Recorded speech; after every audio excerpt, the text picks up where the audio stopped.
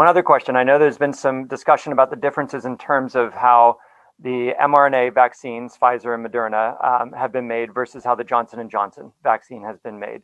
Are there fetal tissues involved in any of these vaccines? Because that's something that I've been hearing out there as well. Exactly. So with the Moderna and the Pfizer vaccine, absolutely no fetal tissues have ever been used in the manufacture of those vaccines. And as a Catholic, that's really important to me. And the Catholic Church has certainly advocated for the vaccination with Moderna and Pfizer for that reason. The Johnson & Johnson vaccine is not in of itself made with fetal cells or fetal tissue. However, one component of the vaccine is grown in cells that were derived from cells taken from an aborted fetus 35 years ago.